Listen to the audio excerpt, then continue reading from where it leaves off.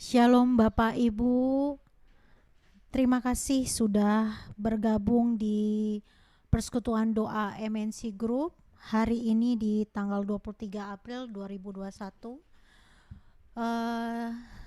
Mari kita bersatu dalam doa. Bapa Surgawi, terima kasih, kami mengucap syukur Bapa karena kebaikan, kasih karunia-Mu, perlindungan-Mu yang ajaib atas hidup kami. Tuhan Yesus, hari ini, siang ini, kami berkumpul bersama-sama. Kami datang membawa hati kami yang terbaik, hidup kami, untuk kami persembahkan di atas mezbah-Mu yang kudus. Tuhan Yesus, pimpin kami, supaya kami dipenuhi oleh Roh Kudus-Mu. Hari ini kami mau belajar hal yang baru, yang Engkau mau sampaikan melalui firman Tuhan. Dan kami mau Tuhan Yesus, Engkau membentuk kami menjadi bejana yang indah, yang siap untuk diberikan kelimpahan dan nubuatan-nubuatan yang daripada-Mu.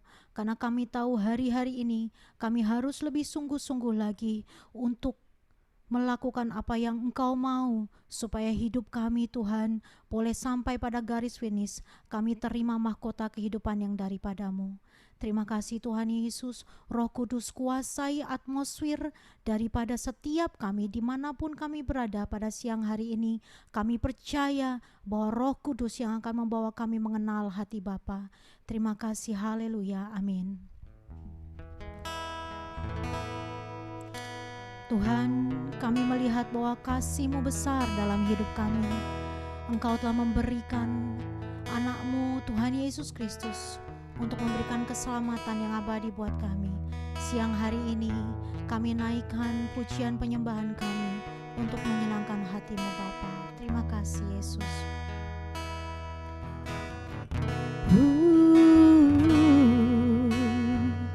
Telah kulihat bukti kasih-Mu, Kau menderita gantikanku. Dengan darah-Mu Kau selamatkanku. Kini ku hidup menyenangkan-Mu. Terlalu besar kasih-Mu Bapa, pengorbanan yang Kau berikan bagiku. Terlalu mahal darah-Mu Yesus, tercurah untuk menebus hidupku. Mari kita nyanyikan ini sungguh-sungguh di hadapan Allah Bapa kita. Telah kulihat bukti kasih-Mu, Kau menderita gantikanku. Dengan darah-Mu Kau selamatkanku. Kini ku hidup menyenangkan-Mu. Terlalu besar kasih-Mu Bapa, pengorbanan yang Kau berikan bagiku. Terlalu mahal darah-Mu Yesus, tercurah untuk menebus hidupku.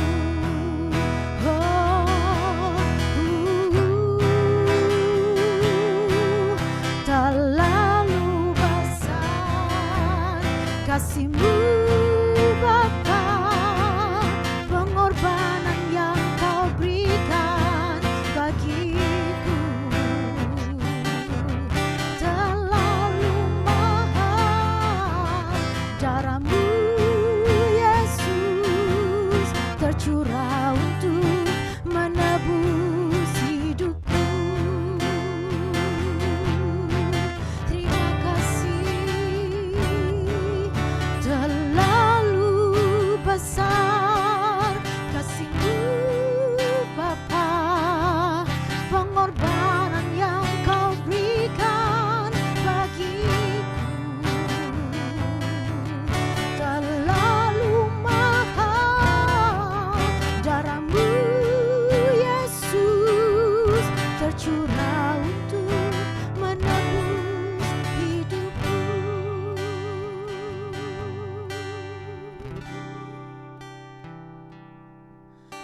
Terlalu besar kasih-Mu Bapa.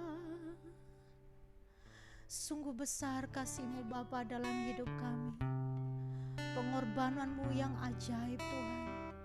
Biar kami terus memiliki hati yang menghargai setiap pengorbanan yang sudah Engkau curahkan di atas kayu salib Bapa. Biar hidup kami ini Tuhan Yesus boleh menjadi satu persembahan yang terbaik bagi-Mu, yang menyenangkan hati-Mu Bapa. Inilah kerinduan kami Yesus, supaya kami Tuhan boleh melayani-Mu dengan sungguh-sungguh, supaya kami ini boleh mau dididik dan diajar hati kami untuk dengar-dengaran akan setiap nubuatan-nubuatan-Mu. Terima kasih Bapa. Haleluya. Amin. Siang hari ini kita akan dilayani oleh Bapak Pendeta Poltak Sibarani. Kami persilakan Pak Pendeta Poltak untuk memulai firman Tuhan pada siang hari ini. Silakan Bapak. Ya, Shalom Bapak Ibu, saudara-saudaraku, insan Persekutuan Doa MNC Group di Jakarta atau dimanapun ya. Hari ini saya akan mengajak Anda memberitakan firman, merenungkan mengenai makna pengorbanan Kristus bagi kita. Makna pengorbanan Kristus bagi kita dari surat 1 Petrus pasal 2 ayat 18 sampai 25. Mari Alkitab kita sama-sama buka. Surat 1 Petrus pasal 2 ayat 18 sampai 25 mengenai makna pengorbanan Kristus bagi kita. Demikian bunyinya. Hai kamu hamba-hamba, tunduklah dengan penuh ketakutan kepada Tuanmu, bukan saja kepada yang baik dan peramah, tetapi juga kepada yang bengis. Sebab adalah kasih karunia jika seorang karena sadar akan kehendak Allah menanggung penderitaan yang tidak harus ia tanggung. Sebab dapatkah disebut pujian jika kamu menderita pukulan karena kamu berbuat dosa? Tetapi jika kamu berbuat baik dan karena itu kamu harus menderita, maka itu adalah kasih karunia pada Allah. Sebab untuk itulah kamu dipanggil, karena Kristus pun telah menderita untuk kamu dan telah meninggalkan teladan bagimu, supaya kamu mengikuti jejaknya.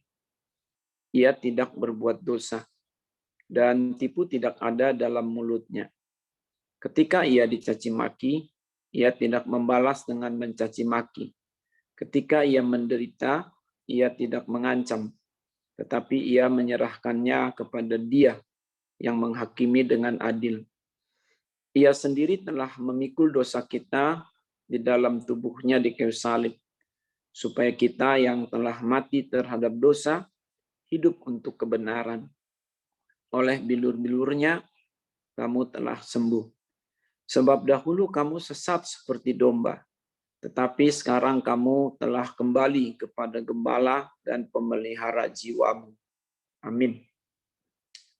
Jadi Bapak Ibu Saudara, apa yang baru saja kita baca ini adalah surat penggembalaan yang dituliskan oleh Rasul Petrus, murid utama dari Tuhan Yesus Kristus, kepada gereja-gereja di seluruh dunia pada masa itu ya.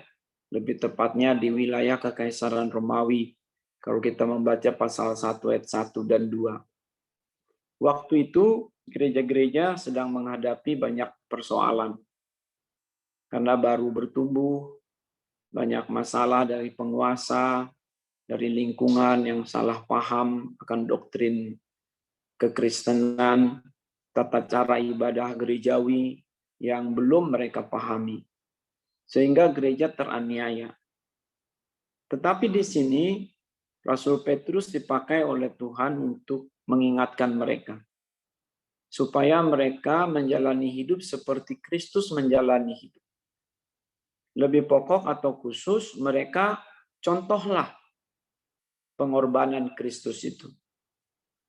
Dengan mengenang pengorbanan Kristus dengan benar, mereka akan hidup dengan bahagia. Kristus itulah menjadi panutan bagi mereka. Pengorbanan Kristus inilah yang harus mewarnai seluruh hidup mereka dalam segala hal.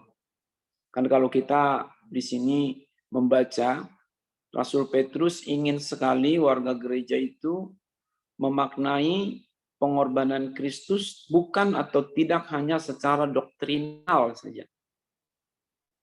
Juga bukan hanya secara historis saja, tetapi secara aplikatif dalam hidup sehari-hari. Makanya perikop ini atau bacaan ini dimulai dengan, "Hai kamu hamba-hamba, tunduklah dengan penuh ketakutan pada Tuhanmu." Ini kalau kita baca sembarangan kan orang bisa berkata apa-apaan nih. Apa urusannya dengan kekristenan? Apa urusannya dengan kematian Kristus? Ternyata ada urusannya. Seperti Kristus tunduk kepada Bapa, itulah para pekerja di dalam ruang lingkup masing-masing, bisnis masing-masing, lembaga masing-masing harus tunduk kepada pemimpin di atasnya, yang menyuruh dia, yang mengutus dia. Semacam itu contoh awalnya. Nanti kita akan lihat lebih lanjut. Jadi ini juga berhubungan dengan hidup kita sekarang. Bukan hanya warga gereja kala itu yang dinasehati oleh Rasul Petrus. Tetapi kita juga sekarang. Walaupun kita tidak mengenal beliau langsung. Walaupun dia tidak tahu kita juga sekarang ini. Tetapi itulah sebabnya firman ini adalah untuk kita sebab ada dalam Alkitab. Atau saya kebalik, karena ini sudah ada dalam Alkitab kita, maka ini adalah firman bagi kita. Surat Rasul Petrus yang indah itu dulu, saya istilahkan sendiri, diadopsi oleh Tuhan menjadi firman bagi kita hari ini. Sehingga kalau kita baca nats ini, jangan lagi berkata, Rasul Petrus semata yang berbicara. Tapi ini Tuhan yang berbicara. Sebab Tuhan yang menjadikan ini sebagai firman bagi kita. Supaya kita pun memaknai pengorbanan Kristus itu dengan benar. Kita seharusnya memaknai pengorbanan Kristus itu dengan benar. Yang menjadi pertanyaan adalah, sebagai apakah kita memaknai pengorbanan Kristus itu dengan atau agar benar? Kita seharusnya memaknai pengorbanan Kristus itu dengan benar. Sebagai apakah kita memaknai pengorbanan Kristus itu agar benar? Kalau kita membaca dengan seksama ayat ini, maka kita dapat mencatat paling tidak 3 makna. Yang pertama, kita memaknainya sebagai tebusan bagi keselamatan kita. Dalam ayat atau dari ayat 24-25. Yang kedua, pengorbanan Kristus itu kita maknai sebagai tabib bagi kesembuhan kita. Dari ayat 24 kalimat terakhir. Dan yang ketiga, pengorbanan Kristus itu kita maknai sebagai teladan bagi kehidupan kita. Dari sepanjang ayat 18 sampai 23.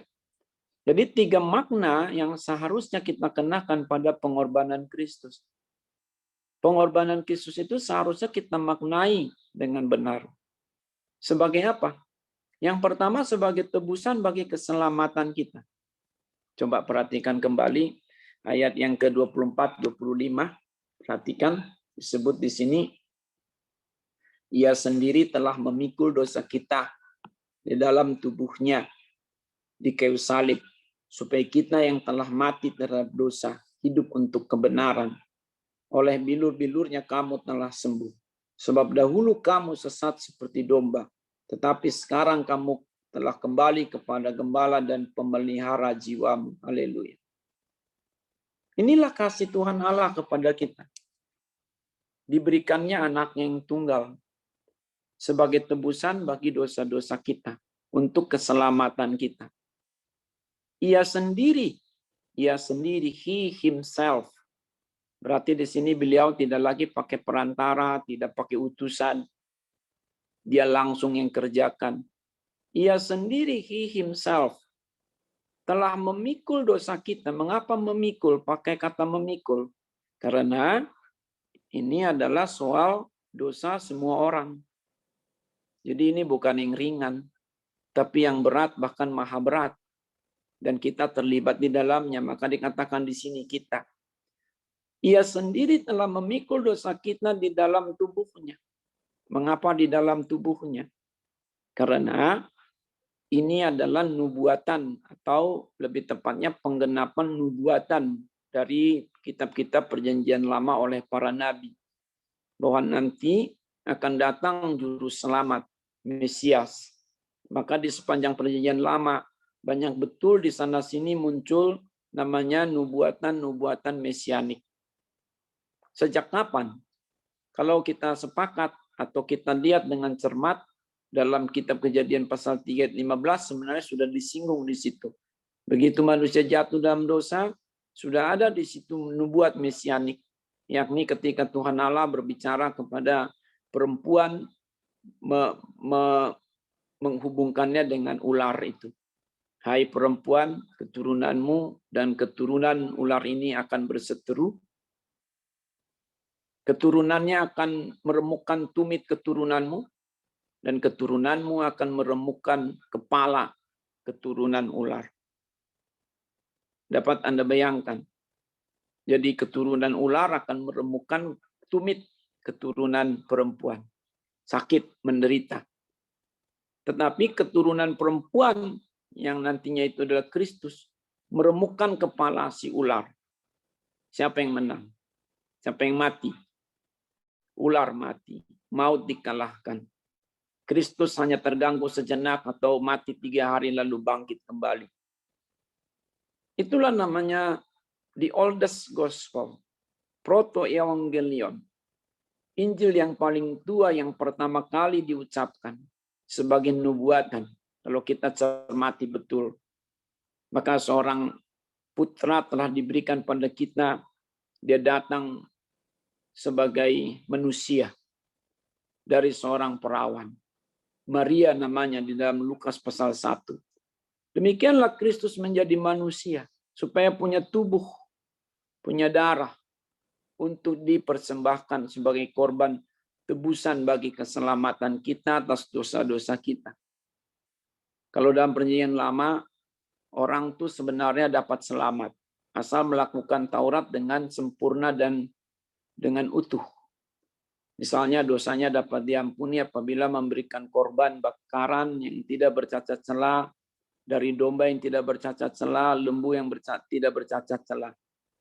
Tapi surat Ibrani berkata, sebanyak apa domba atau lembu sekalipun dapat menghapus dosa umat manusia? Tidak akan dapat. Itu hanyalah sementara. Karena logikanya adalah satu dosa itu dilakukan oleh satu orang suatu saat saja per item, itu satu hewan ternak. Jangankan untuk semua orang, untuk dosanya sendiri nggak kelar-kelar itu. Nah, buat dosa lagi harus ada korban lagi, dosa lagi, korban lagi. Bukan satu domba untuk seumur hidupnya dia. Jadi tidak akan cukup untuk menebus dosa seluruh dunia. Maka datanglah ia disebut sebagai anak domba Allah. Yohanes 1 ayat 29, Yohanes 1 juga ayat 36. Yohanes Pembaptis berkata apa? Lihatlah Kristus itu anak domba Allah yang menghapus dosa seluruh dunia. 2 kali beliau sebut demikian. Jadi Kristus itu telah datang sendiri memikul dosa kita di dalam tubuhnya. Supaya proven, supaya ada terbukti betul. Bukan hanya konseptual sebagai penebusan konseptual hanya di atas secari kertas atau semacam itu. Bukan hanya ngomong-ngomong, walaupun itu mampu juga dapat menyelamatkan, namanya Tuhan, segala macam cara dia bisa lakukan. Tetapi dia sendiri turun ke dalam dunia mengambil rupa seorang manusia.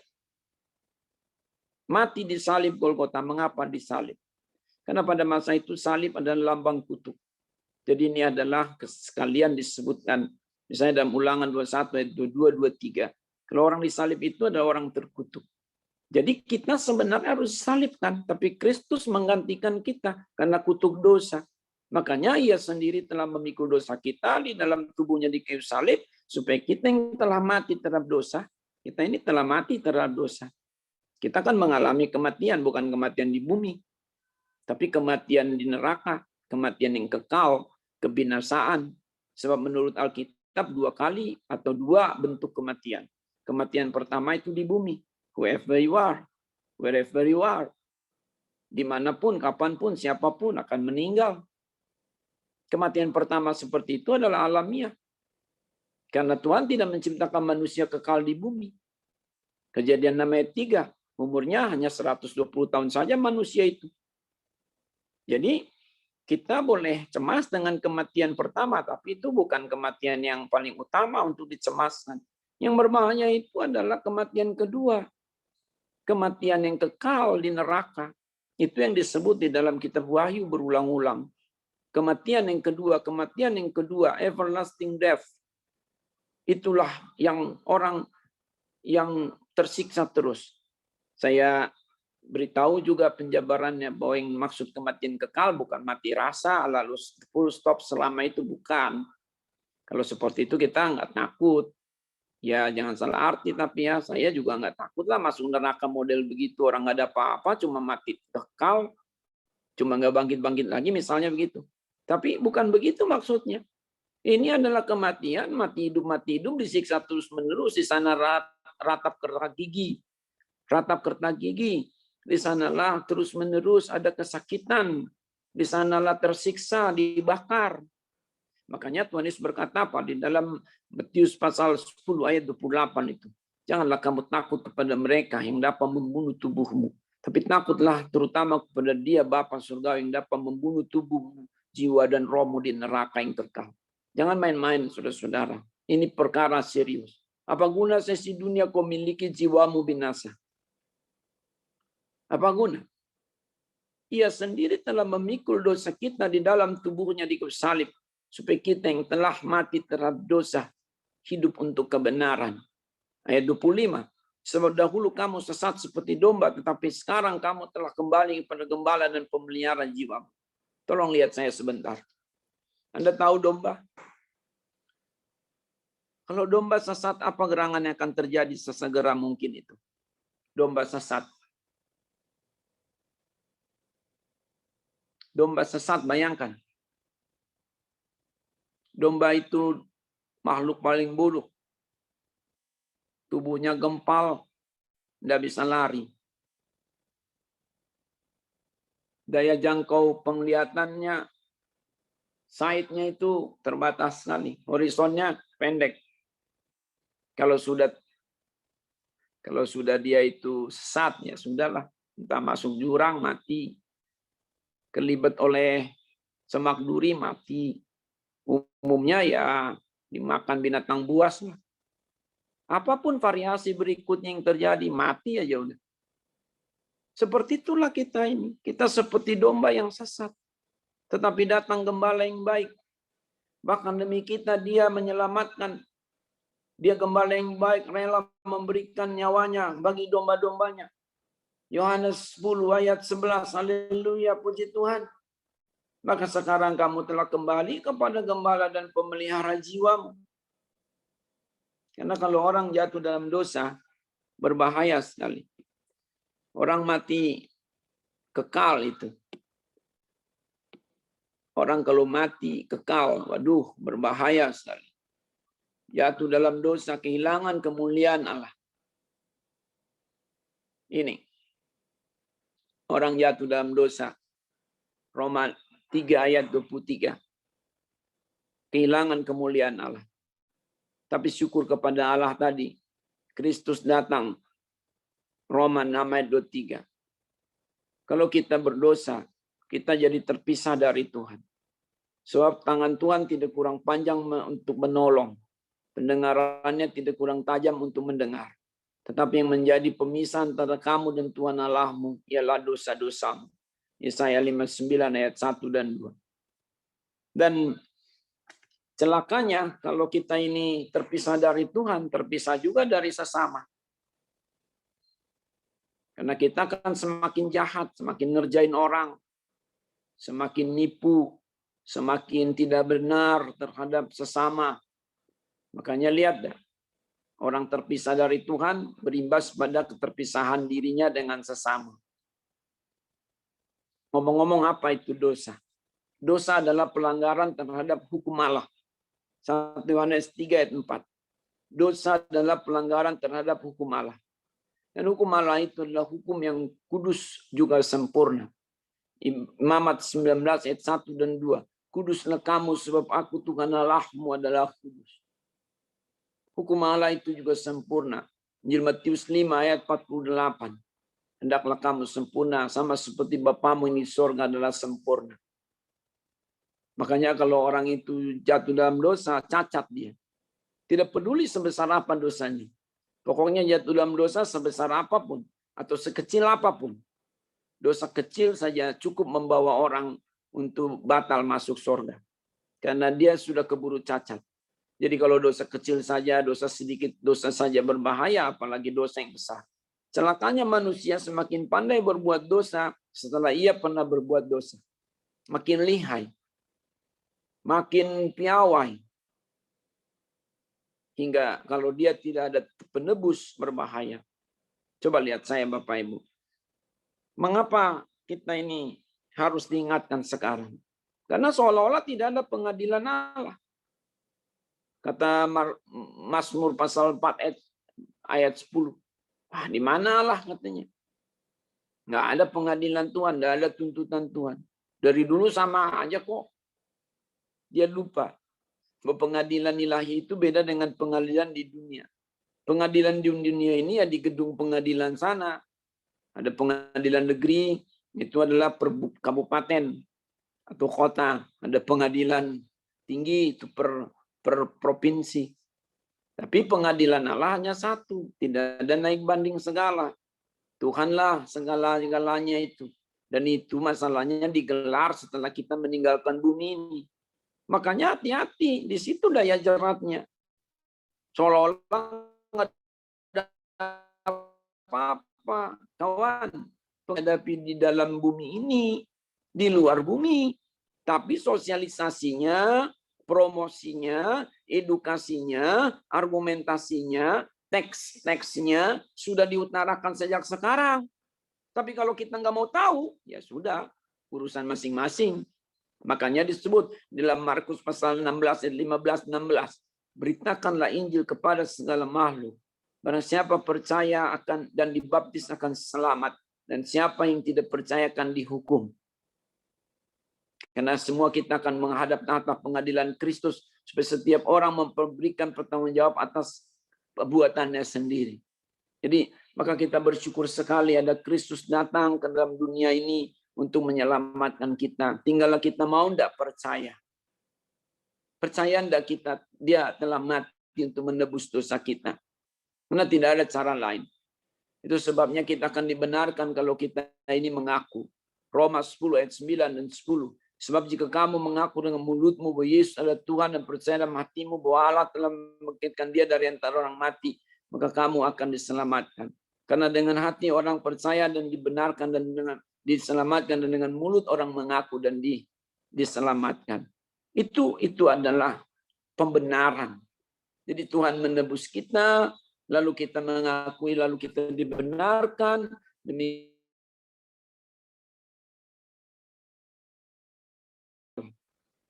sebab seorang hamba tidak akan boleh tinggal dalam rumah. Yohanes pasal 8 ayat 35. Hanya anak yang boleh tinggal dalam rumah. Jadi di rumah Bapakku banyak tempat. Oke, tapi yang boleh masuk kan anak-anaknya saja. Nah, kalau Anda hanya hamba, tidak boleh masuk. Apakah Anda mengikuti khotbah ini, kawan-kawanku? Please beri perhatian.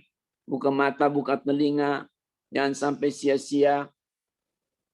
Hanya anak yang dapat atau boleh tinggal dalam rumah kawanku. Jangan mimpi yang aneh-aneh.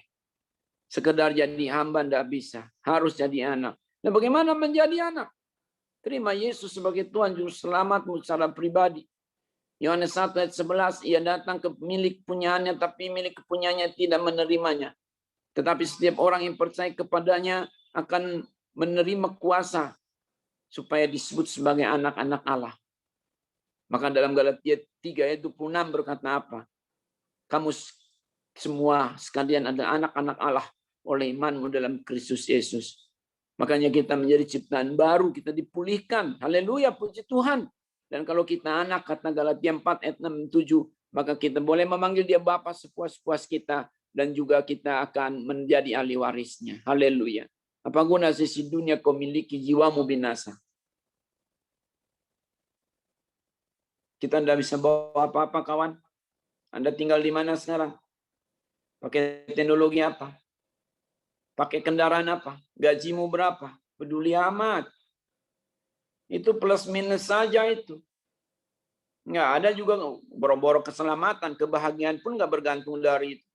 Coba tanya, apa Anda lebih bahagia dari orang sekitar Anda? Belum tentu. Anda mau jabatan banyak, gaji melimpah, sebodoh amat. Saya tidak anti uang, tidak anti kekayaan, karena itu kan demikian firman Tuhan katakan. Kita tidak anti dunia, karena dunia ini adalah berkat Tuhan tersendiri bagi kita. Tapi jangan lupa, nama kita ini harus terdaftar di sorga, kawan. Kalau tidak, tidak boleh masuk. Itu masalahnya.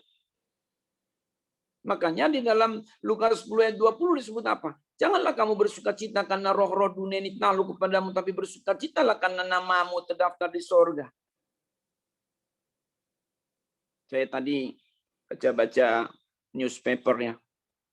Saya kaget, satu perusahaan komisarisnya itu gajinya 1,6 M rupiah sebulan. Ya ampun, 1,6 M. Jangan-jangan ada yang lebih mahal lagi ya, tergantung perusahaannya. Tapi apapun itu, banyak pemasukan, banyak pengeluaran. Yang pastinya tidak akan ada yang dibawa. Karena tidak boleh bawa dan tidak mampu membawa. Boro-boro bawa uang nanti meninggal. Bah, orang kita jadi bawain. Pakai dasi yang keren udah nggak bisa. Makanya pakai tuh dasi tuh. Pakai tuh pakaian. Kalau enggak bagi-bagi aja. Dimakan rayap juga itu nanti. Belum lagi modisnya yang sudah tidak, modenya yang tidak modis lagi.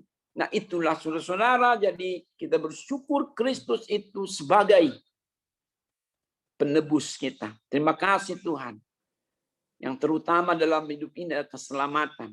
Pengguna sisi dunia kita miliki jiwa binasa. Jadi sebelum kita kelilingi dunia, daftarkan dulu nama di sorga. Itu maksud saya. Silakan keliling dunia.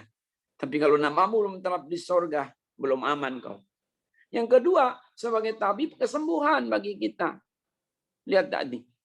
Lihat di dalam ayat 24. Oleh bilur-bilurnya kamu telah sembuh. Oleh bilur-bilurnya kamu telah sembuh. Kita bersyukur sekali. Kristus itu tahu betapa kita ini banyak masalah di dunia. Begitu banyak penyakit di dunia. Segala macam virus. Dan virus berkembang biak. Ada variasi baru, ada varian baru. Dan semua mencemaskan kita. Tentu kita tidak boleh khawatir karena begitu teks Alkitab. Tapi tetap saja kita cemas. Tetapi di sini ada satu garansi. Ada satu jaminan bahwa tabib bagi kesembuhan kita adalah bilur-bilur Yesus. Ini diambil dari Yesaya 53 ayat 4 dan 5. Bilurnya, bilurnya, bilurnya sungguh heran. Bilurnya, bilurnya membawa kesembuhan. Asal percaya saja semua sakit hilanglah. Oleh kuasa Yesus yang tolong, bilurnya, bilurnya. Makanya sebelum Kristus disalibkan, dia keliling-keliling dulu membuktikan kemesiasannya untuk menyembuhkan segala macam penyakit. Ketika seorang utusan Yohanes Pembaptis bertanya, apakah engkau Mesias itu, Yesus? Yesus berkata, kasih tahulah dia apa yang kau lihat di sini. Matius 11 ayat 4 dan 5. Orang sakit sembuh, orang lumpuh, timpang, berdiri, berjalan, bahkan orang mati bangkit. Itulah tanda kemesiasan Kristus secara praktis selain daripada disalibkan. Makanya dalam Matius 15 ayat 30, siapapun yang sakit disembuhkan olehnya. Jadi Jesus is the curer, the healer, every sickness, all illness, all weakness, semua dapat disembuhkan Kristus. Ajaib luar biasa. Dan kalau kita membaca ya Markus 7 ayat 34, juga Matius 8 ayat 16. Wow, hanya dengan sepatah kata. Hanya dengan sepatah kata. Dia usir setan dengan sepatah kata. Disembuhkan orang dengan sepatah kata. Membangkitkan orang dengan sepatah kata. Orang buta dikatakan terbukalah. Orang tuli dikata efata terbukalah. Bangkitlah, angkatlah tilammu. Haleluya, puji Tuhan. Inilah bukti daripada Yehova Rafa. Bahwa aku adalah Allah yang akan menyembuhkanmu. Aku adalah Tuhan yang menyembuhkanmu. Yehova Rafa. Jadi kalau kita sakit, saudara-saudara, ada atau tidak ada obatnya, Tuhan dapat sembuhkan kita. Dan bagian daripada berkat Tuhan juga obat itu. Kekristenan tidak anti dengan medik, tidak anti dengan obat, tidak anti dengan rumah sakit, tidak anti dengan semua peralatan teknologi kedokteran. Karena itu adalah berkat Tuhan tersendiri bagi kita. Berapa banyak orang berjuang supaya menemukan obat itu. Tapi obat ditemukan hanya dengan hikmat dari Tuhan. Kalau tidak akan ada gunanya. Vaksin adalah berkat Tuhan bagi kita. Silakan gunakan sedapat mungkin.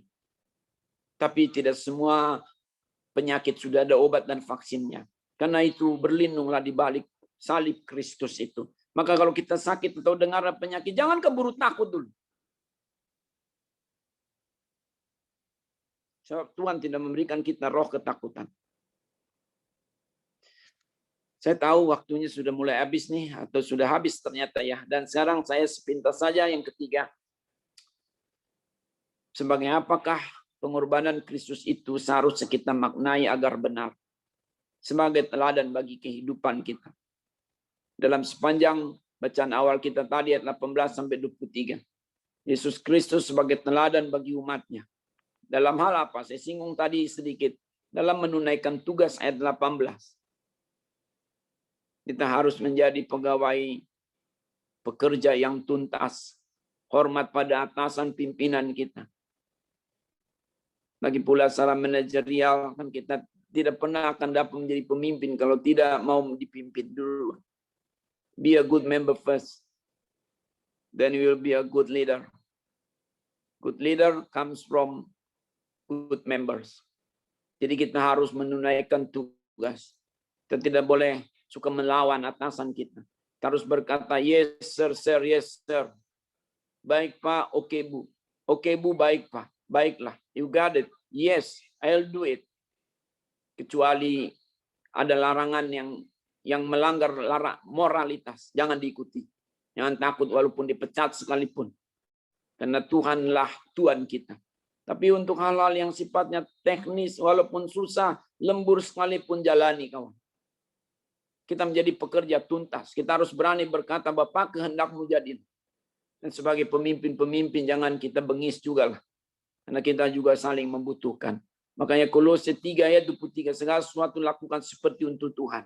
Tapi juga dikatakan dalam Kolose 4 ayat 1, hai kamu tuan-tuan, jangan kamu sadis. Berlakulah adil terhadap hamba-hambamu. Ingatlah kamu juga punya Tuhan di sorga. Yang mentang-mentang kau. Berapa lama lah kamu jadi pemimpin. Ntar lagi kamu juga dimakan rayap. Kata Yakobus 1 ayat 1 sampai 5. Yakobus 5 ayat 1 sampai 5. Jangan sampai kita ini nanti jadi dikutuki orang. Dan teladan dalam memikul salib. Memikul salib. Maka tanda kita murid Kristus pikul salib kawan. Jangan ngaku-ngaku kau murid Kristus tapi cengengmu enggak ketulungan. Jangan cengeng jadi murid Tuhan. Tuhan itu mulia. Tidak boleh kita cengeng. Tidak boleh tukang ngambek, tukang marah. Kita harus pikul salib kita. Apa itu salib? Salib secara umum teologisnya adalah segala sesuatu yang ditanggungkan kepada kita, padahal itu bukan tanggungan kita. Kita benar dikata salah. Kita jujur dikata menipu. Yaitulah salib kawan. Kita harus pikul salib karena itu bukan dosa kita. Seperti Kristus, tapi bersyukur kalau kita datang pada Kristus, memandang pada Kristus, kita akan mampu memikul salib. Maka Tuhan Yesus berkata dalam Matius pasal 11, 28, 29, 30.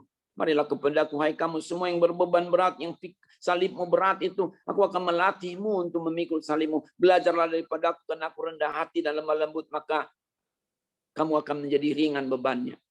Kristus juga yang menjadi telah bagi kita menghindari godaan dosa. Mengampuni orang yang bersalah. Terpujilah Tuhan. Ada satu cerita yang indah sekali sebelum Kristus salibkan di Yohanes 13 ayat 12 sampai 17. Dia membasuh kaki murid-muridnya. Belum pernah ada cerita sepanjang zaman dunia sebelumnya. Kok ada guru, agung lagi gurunya berkuasa. Bukan guru, sekadar guru. Tapi kok mau membasuh kaki murid-muridnya. Terang-terang saja di situ murid-murid tidak mau. Mereka sungkan sekali. Tapi Tuhan Yesus berkata apa? Kalau kamu tidak kubasuh kakimu, engkau tidak mendapat bagian dalam aku. Relakan aku membasuh kakimu. Lalu setelah itu ayat 12 sampai 17 berkata apa? Mengertikah kamu apa yang kulakukan padamu? Jikalau aku yang ada Tuhan dan gurumu membasuh kakimu, maka basuh pula saudara-saudaramu. Maka kita harus kuat saudara-saudara. Kita tidak boleh cengeng. Hidup lagi susah. Kita ini dalam keadaan yang sulit sekali belakangan ini. Kita harus sabar. Kalau ada orang berkata berjalan 1 mil, kita harus mampu tunjukkan bahwa kita mampu berjalan 2 mil. We are Christian, have the second mile. Kita ini bukan orang-orang cengeng. Kita bukan pengecut. Kita adalah pejuang-pejuang. Kita anak-anak Allah. Kita adalah anak-anak pahlawan. Maka ayat terakhir Yohanes 16 ayat 33 berkata apa? Di dalam dunia kamu akan dianiaya. But look at me. I have overcome the world. Aku telah mengalahkan dunia. Take heart. Jaga hatimu. Demikian Bapak Ibu saudara-saudara atas uraian hari ini. Terima kasih atas perhatian Anda. God bless you. Mari kita berdoa. Bapa di dalam surga, biarlah firman yang kami baca dan renungkan, kami boleh mengerti untuk apa yang dapat terapkan dalam hidup sehari-hari, juga dapat kami beritakan ulang kepada sesama. Terpujilah Bapa di atas segalanya, dalam nama Tuhan Yesus Kristus dan persekutuan Roh Kudus. Haleluya. Amin. Saya serahkan kepada worshiper kita, worship leader, silakan. Terima kasih Pak Pendeta Paul Taksibarani untuk firman Tuhan pada siang hari ini. Tuhan Yesus memberkati Bapak dan terus maju dalam pelayanan di dalam Tuhan Yesus Kristus. Bagi setiap yang sudah hadir di PDMNC pada siang hari ini, Tuhan Yesus memberkati juga. Ada pengumuman untuk hari ini? Silakan.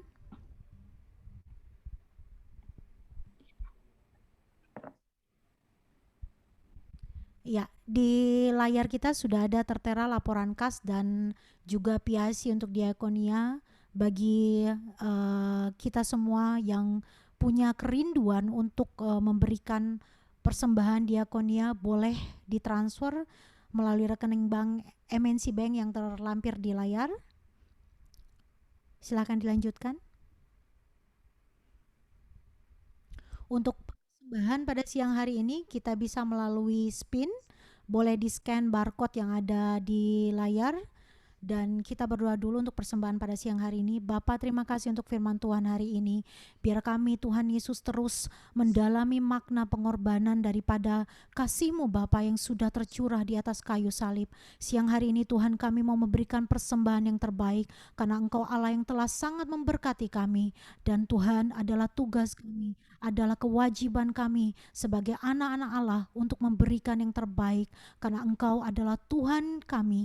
Engkau adalah Juru Selamat kami. Biar setiap persembahan ini Tuhan dipakai untuk memuliakan nama-Mu, dan semakin hari persekutuan doa MNC Group ini boleh semakin membawa jiwa-jiwa baru diselamatkan. Terima kasih Yesus, amin.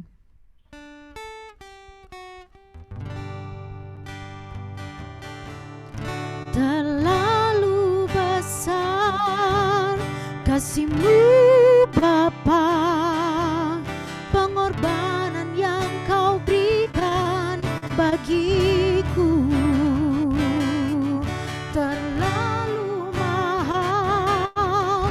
Darah-Mu Yesus tercurah untuk menebus hidupku. Terlalu besar kasih-Mu Bapa, pengorbanan yang Kau berikan bagiku terlalu mahal. Darah-Mu Yesus tercurah untuk menebus hidupku,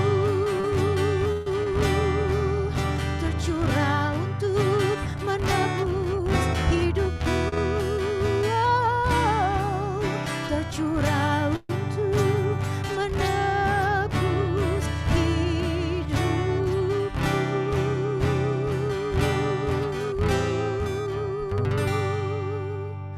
saya persilahkan Ibu Eva untuk membawa doa syafaat dan nanti ditutup dengan doa berkat dari Bapak Pendeta Poltak Sibarani.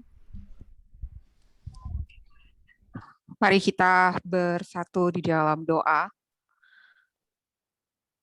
Ya Tuhan Allah kami, Bapa yang bertakhta dalam kerajaan sorga, kami bersyukur, kami berterima kasih oleh karena kasih dan kemurahan-Mu yang terus Engkau berikan kepada kami, sehingga pada siang hari ini kami dapat mengikuti persekutuan doa MNC Group, dan pada saat ini Tuhan, ketika kami kembali diingatkan oleh firman Tuhan yang telah dibawakan untuk hidup setia kepada Tuhan dan meladani kehendak-Mu Tuhan dan tabiat-Mu Tuhan di dalam kehidupan kami. Saat ini ya Tuhan, kami mau berdoa, kami menyerahkan seluruh kehidupan kami dalam setiap pekerjaan kami, dalam setiap profesi kami masing-masing. Biarlah Tuhan selalu mau berikan kami hikmat, kebijaksanaan, kesanggupan untuk dapat menjalankan setiap firman-Mu Bapa. Ya Bapa dalam kerajaan sorga, pada saat ini kami berdoa untuk hamba Tuhan, Pendeta Poltak Sibarani yang sudah membawakan firman-Mu. Biarlah Engkau berkati Pendeta Poltak dengan berkat-berkat Tuhan yang limpah, semakin memakai Pendeta Poltak dengan luar biasa dalam pekerjaan-Mu Bapa, sehingga banyak jiwa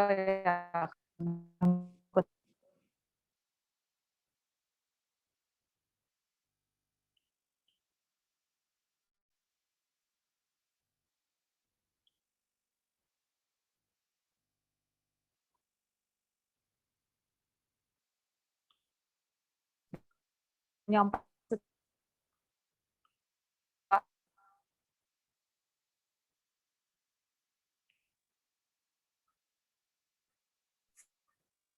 pada saat ini kita mau berdoa.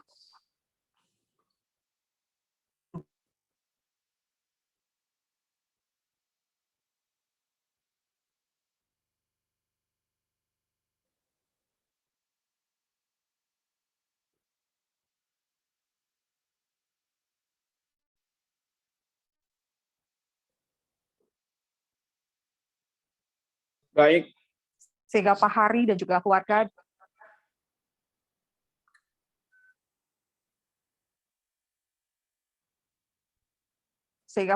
keluarga juga dapat selalu menjadi berkat bagi MNC Group khususnya dan juga bagi setiap karyawan, dan juga begitu juga kami berdoa bagi BOD, direktur yang ada di MNC Group ini, biarlah juga Tuhan selalu berkati, sehingga Tuhan setiap kebijakan-kebijakan yang dibuat selalu mendatangkan sukacita dan selalu yang terbaik bagi perusahaan ini, dan juga setiap target-target yang sudah di-set, semua itu Tuhan dapat kami capai. Kami juga berdoa ya Tuhan pada saat ini bagi para pengurus yang ada di persekutuan doa juga Tuhan berkati, setiap karyawan yang mengikuti ibadah ini juga Tuhan berkati, sehingga kami juga Tuhan dapat selalu menjadi berkat di tempat di mana kami bekerja. Terima kasih ya Tuhan, karena kami berdoa saat ini dan mengucap syukur hanya di dalam nama Tuhan Yesus Kristus yang telah menjadi Tuhan dan Juru Selamat kami hidup. Amin. baik. Bapak, Ibu, Saudara, kita akhiri persekutuan kita ya. Kita berdoa, bersyukur dan memohon berkat Tuhan. Bapa di dalam surga, Bapalah yang melihat segala kehidupan kami. Kami yang kekurangan dicukupi, kami yang lemah dikuatkan, kami yang berbeban berat diberi kelegaan, kami yang ada rencana akan pergi ke sana kemari, Tuhan buat berhasil. Kami percaya doa-doa Ibu Eva mewakili kami semua juga naik ke hadirat Tuhan. Sekarang curahkan berkat-Mu atas kami Bapa, supaya kami menjadi orang yang diberkati, sehingga mampu menjadi saluran berkat-Mu bagi sesama dimanapun kami berada, berkat jasmani dan rohani. Mari saudara-saudara, Bapak Ibu, arahkan hati pemikiran pada Tuhan. Damai sejahtera dari Allah Bapa kita lah, kasih karunia dari Tuhan Yesus Kristus dan penghiburan Allah Roh Kudus, itulah yang akan menuntun menyertai kita semua dari sekarang ini sampai selama-lamanya. Amin. Puji Tuhan. Terima kasih Bapak Ibu yang sudah hadir. Tuhan memberkati, Tuhan memberkati Pak Poltak. Tuhan memberkati Terima kasih. semua. Terima kasih Pak Pendeta, Pak Poltak. Halo. Terima kasih Pak Pendeta Puji Poltak, Tuhan. Tuhan Terima berkati. kasih. Terima kasih yang sudah melayani, Tuhan berkati. Terima kasih. Terima kasih, Tuhan berkati. Puji Tuhan. Praise the Lord. Terima kasih Pak Pendeta, God Tuhan bless you, berkati. Pak Stephen. Terima kasih, Tuhan berkati. How are you, sir? Tuhan Aduh, berkati. Oke ya. God bless semua. Puji Tuhan. Terima kasih Pak Jeffrey. Tuhan memberkati Pak. Sehat selalu ya. Re ini kena COVID Pak.